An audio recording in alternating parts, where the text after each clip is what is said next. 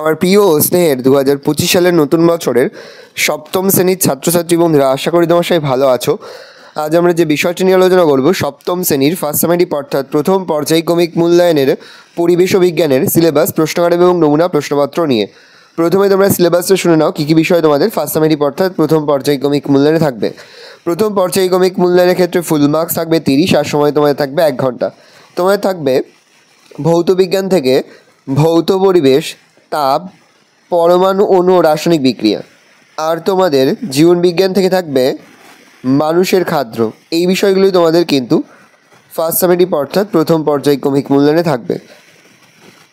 দেখো সরাসরি স্ক্রিনে কিন্তু আমরা সপ্তম শ্রেণীর ফার্স্ট সেমেস্টার অর্থাৎ প্রথম পর্যায়ক্রমিক মূল্যায়নের পরিবেশ ও বিজ্ঞানের কোশ্চেনটা দেখতে পাচ্ছ। ফুল মার্কস তোমাদের রয়েছে 30, আর সময় তোমাদের রয়েছে 1 ঘন্টা। প্রথমে তোমাদের রয়েছে ভৌত বিজ্ঞান, 1-এর দাগে রয়েছে সঠিক উত্তর নির্বাচন করে লেখো যে কোনো 8টি। প্রতিটি প্রশ্নে মান 1 করে 1 × 8 = 8। প্রথম, সিজিএস পদ্ধতিতে তাপের একক degree centigrade, degree Fahrenheit, joule, calorie. উত্তর হবে ক্যালোরি। উষ্ণতা মাপার জন্য ব্যবহৃত হয় ব্যারোমিটার, ক্যালোরিমিটার, অক্সানোমিটার, থার্মোমিটার। উত্তর হবে থার্মোমিটার। পরের প্রশ্ন, বরফ গলের লীন তাপ 0 ক্যালোরি পার গ্রাম, 537 ক্যালোরি পার গ্রাম, 80 ক্যালোরি পার গ্রাম, 273 ক্যালোরি পার গ্রাম। উত্তর হবে 80 ক্যালোরি পার গ্রাম। খুব তাড়াতাড়ি বাষ্পীভবন হয় জল, ইথার, গ্লিসারিন, কেরোসিন। উত্তর হবে ইথার।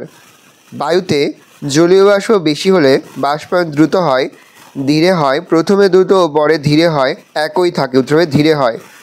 পরমাণুতে ইলেকট্রন ও প্রোটন সংখ্যা সমান, ইলেকট্রন বেশি, প্রোটন বেশি, কোনটি না। উত্তর হবে সমান। অ্যালুমিনিয়াম অক্সাইডের সংকেত হলো LO, Al2O, Al2O2, Al2O3। উত্তর হবে Al2O3। NaCl plus AgNO3 = AgCl plus NaNO3। বিক্রিয়াটি হলো বিয়োজন, বিনিময়, প্রতিস্থাপন, প্রত্যক্ষ সংযোজন বিক্রিয়া। উত্তর হবে বিনিময় বিক্রিয়া। পরের প্রশ্ন, কোনো পরমাণু থেকে ইলেকট্রন বেরিয়ে গেলে উৎপন্ন হয় ক্যাটায়ন, অ্যানায়ন, মূলক অণু। উত্তর হবে ক্যাটায়ন। পদার্থের রাসায়নিক ধর্মের জন্য দায়ী প্রোটন, নিউট্রন, ইলেকট্রন। 3টি। উত্তর হবে ইলেকট্রন। 2 থেকে হচ্ছে অতি সংক্ষিপ্ত উত্তরভিত্তিক প্রশ্ন, যে কোনো 4টি। প্রতিটি প্রশ্নের মান 1 করে 1 × 4 = 4। তাপের এসে একক। উত্তর হবে ঝুল। গ্যাস থেকে তরলে পরিণত হওয়ার ঘটনাকে কী বলে? উত্তর হবে বাষ্পীভবন। কঠিন অবস্থা থেকে তরল অবস্থায় পরিণত হওয়ার ঘটনাকে কী বলে? উত্তর হবে গলন। উষ্ণতার সেলসিয়াস স্কেলে নিম্ন স্থিরাঙ্কের মান কত? উত্তর হবে 0 ডিগ্রি সেন্টিগ্রেড। কোন পরমাণুর ভর সংখ্যা ও পরমাণু ক্রমাঙ্ক একই? উত্তর হবে হাইড্রোজেন পরমাণু। পরিবর্তনশীল যোজ্যতার একটি উদাহরণ দাও। Fe যোজ্যতা হচ্ছে 2 ও 3। একটি শূন্যযোজী মৌলের নাম লেখো। উত্তর হবে হিলিয়াম অর্থাৎ Ag। 3 দেখা হচ্ছে সংক্ষিপ্ত উত্তরভিত্তিক প্রশ্ন, যে কোনো 4টি। প্রতিটি প্রশ্নের মান 2 করে 2 × 4 = 8। লীন তাপ কাকে বলে? জলের বাষ্পীভবনে লীন তাপ 537 ক্যালোরি পার গ্রাম বলতে কী বোঝো?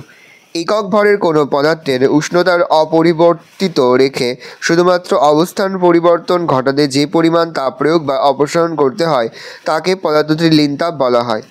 উক্ত বিবৃতি বোঝায় যে প্রমাণ চাপ 100 ডিগ্রি সেন্টিগ্রেড উষ্ণতার 1 গ্রাম জলকে আরও 537 ক্যালোরি তাপ দেওয়া হলে তা 100 ডিগ্রি সেন্টিগ্রেড উষ্ণতার বাষ্পে রূপান্তরিত হবে।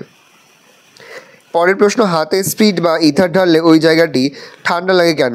স্পিরিট বা ইথার উদ্বায়ী তরল বলে খুব তাড়াতাড়ি বাষ্পে পরিণত হয় এবং হাতে স্পিরিট ঢাললে স্পিরিট বাষ্পায়নের জন্য প্রয়োজনীয় লীন তাপ হাত থেকে গ্রহণ করে, ফলে হাতের ওই অংশ তাপ হারায় এবং হাত ঠান্ডা হয়ে যায়। মাটির কলসির জল ধাতব পাত্রে রাখা জলের তুলনায় বেশি ঠান্ডা হয় কেন? মাটির কলসির গায়ে অসংখ্য ক্ষুদ্র ক্ষুদ্র ছিদ্র থাকে। ওই ছিদ্র দিয়ে কলসির জল চুইয়ে বাইরে আসে এবং বাষ্পীভূত হয়। এই বাষ্পায়নের জন্য প্রয়োজনীয় লীন তাপ জল কলসি থেকে সংগ্রহ করে, ফলে কলসি ও কলসির জল তাপ হারিয়ে ঠান্ডা হয়ে যায়। কিন্তু ধাতব পাত্রের গায়ে কোনো ছিদ্র থাকে না, তাই ওই সব পাত্রের গা দিয়ে জল চুইয়ে বাইরে আসতে পারে না, ফলে জলের বাষ্পীভবন হয় না এবং জল ঠান্ডাও হয় না। বলা কোনো মৌলের ভর সংখ্যা বলতে কী বোঝো?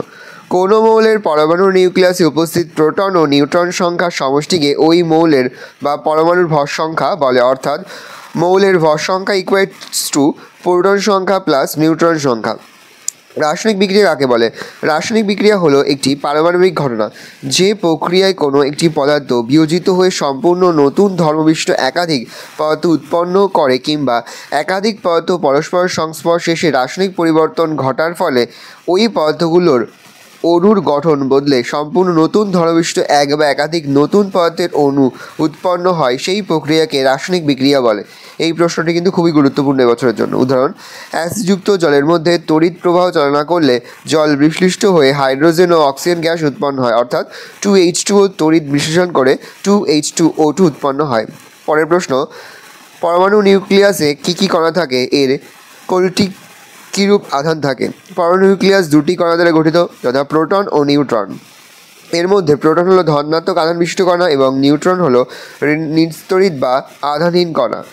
পরে তোমাদের রয়েছে লাইফ সায়েন্স জীবনবিজ্ঞান থেকে প্রশ্ন। একে দেখে রয়েছে সঠিক উত্তর নির্বাচন করে লেখো যে কোনো চারটি, প্রতিটি প্রশ্নের মান 1 করে 1 × 4 = 4। প্রথম: শ্বেতসার হজম হওয়ার পর ফ্যাটে গ্লুকোজে স্টার্চে প্রোটিনে পরিণত হয়, গ্লুকোজে পরিণত হয়। রাতে চোখে দেখতে সমস্যা হয় যে ভিটামিনের অভাবে, সেটি হলো vitamin C, D, A, vitamin B, vitamin A. Vitamin D এর অভাবজনিত রোগ রিকেট, বেরিবেরি, অন্ধত্ব, অ্যানিমিয়া, রিকেট। গয়টার হয় যে খাদ্য উপাদানের হবে তা হলো sodium, iron, iodine, calcium, iodine. Momo, chow mein ইত্যাদি খাবারগুলোতে ক্ষতিকারক পদার্থ মেটানোইড হলো অ্যাজিনোমোটো, স্যাকারিন, ক্যারামেল মিশ্রিত থাকে, অ্যাজিনোমোটো মিশ্রিত থাকে।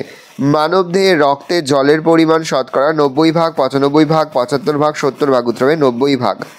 2 থেকে হচ্ছে অতি সংক্ষিপ্ত উত্তরভিত্তিক প্রশ্ন, যে কোনো দুটি, প্রতিটি প্রশ্নের মান 1 করে 1 × 2 = 2। পেশি সংকোচনে সাহায্যকারী প্রোটিন দুটি কী হবে? অ্যাক্টিন ও মায়োসিন। লোহিত রক্তকণিকায় থাকা একটি প্রোটিনের নাম লেখো, হিমোগ্লোবিন। কোন ভিটামিনের অভাবে রক্তাল্প থাকে? Vitamin B complex. দাঁত ও হাড়ের গঠন মজবুত করে কোন খনিজ মৌল? ক্যালসিয়াম। মানুষের উচ্চ রক্তচাপের জন্য কোন খনিজ মৌল দায়ী? সোডিয়াম। বিএমআই এর সম্পূর্ণ নাম কি? বিএমআই এর সম্পূর্ণ নাম হচ্ছে বডি মাস ইন্ডেক্স। তিনি দেখা হচ্ছে সংক্ষিপ্ত উত্তরভিত্তিক প্রশ্ন, যে কোনো দুটি, প্রতিটি প্রশ্নের মান 2 করে 2 × 2 = 4। হৃৎপিণ্ডের কাজ কি? খাদ্যতন্তু কাকে বলে? হৃৎপিণ্ড উন্নত প্রাণী দেহে সারা দেহে রক্ত সরবরাহ করে এবং রক্তের মাধ্যমে খাদ্য, অক্সিজেন, হরমোন, ভিটামিন প্রভৃতি দেহের সমস্ত কলা কোষে প্রেরণ করে। প্যারা চেঞ্জ করে লিখবে: কার্বোহাইড্রেট জাতীয় খাদ্যের যে সমস্ত তন্তুর মতো অংশগুলি উৎসেচকের সাহায্যে পাচিত হয়, অপাচ্য অবস্থায় জলের সঙ্গে নির্গত হয়, তাদের খাদ্যতন্তু বলে, যেমন সেলুলোজ, হেমিসেলুলোজ, লিগনিন, পেকটিন প্রভৃতি। পরের প্রশ্ন: ভিটামিন বি কমপ্লেক্সের অভাবজনিত উপসর্গগুলি লেখো। ভিটামিন বি কমপ্লেক্সের অভাবজনিত উপসর্গ: 1. ঠোঁট ফেটে যায় ও ঠোঁটের কোণে ঘা দেখা দেয়। চোখের নিচ ও নখ ফ্যাকাশে হয়ে যায়। স্নায়ুর দুর্বলতা ঘটে। 4. অ্যানিমিয়া, পাতলা পায়খানা ও স্মৃতিভ্রংশ হয়। পরের প্রশ্ন: বিভিন্ন খাবারে উপস্থিত ফাইটোকেমিক্যালস আমাদের কীভাবে সাহায্য করে? 1. ফাইটোকেমিক্যালস যুক্ত খাদ্য মানব দেহকে সজীব ও কর্মক্ষম করে তোলে। 2. মানব দেহে বার্ধক্য প্রতিরোধ করে, ক্যান্সার হওয়ার সম্ভাবনা কমায়। 3. হাড় শক্ত ও মজবুত করে এবং হৃৎপিণ্ডের স্বাভাবিক কাজ বজায় রাখতে সাহায্য করে। পরের প্রশ্ন: সালোক সংশ্লেষ কী?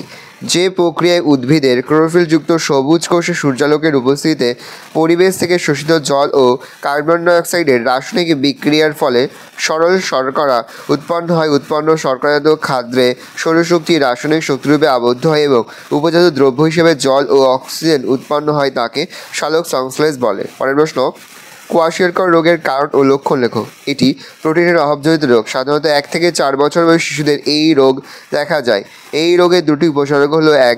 শিশুটির চামড়া গাঢ় বর্ণের ও পেট ফোলা হয়, পেশির অবক্ষয় ঘটে। 2. ত্বকের স্বাভাবিক রং নষ্ট হয়ে যায়, চোখ ঠিকরে বেরিয়ে আসে।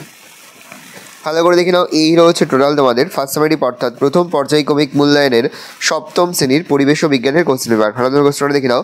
আশা করি ভিডিওটা ভালো লেগেছে। ভিডিওটা ভালো লাগলে ভিডিওকে লাইক করে দিতে ভুলবে না। আমার চ্যানেল নতুন হওয়া লাল ক্লিক সাবস্ক্রাইব প্রেস করে পাশে বেল আইকনটা প্রেস করে যখন নতুন কোনো ভিডিও আপলোড করি সবার ফার্স্ট নোটিফিকেশন তোমরা পেয়ে যাও। আর এই ভিডিওটি তোমার বন্ধু বান্ধব, আত্মীয়স্বজন সবার মধ্যে কিন্তু অনেক শেয়ার করে যে বছর সপ্তম শ্রেণীতে পড়ছে। আমরা কিন্তু ইতিমধ্যে সপ্তম শ্রেণীর প্রতি বিষয়ের সিলেবাস, প্রশ্নকার এবং নমুনা প্রশ্নপত্র কিন্তু আপলোড করে দিয়েছি তোমাদের এখনও পর্যন্ত।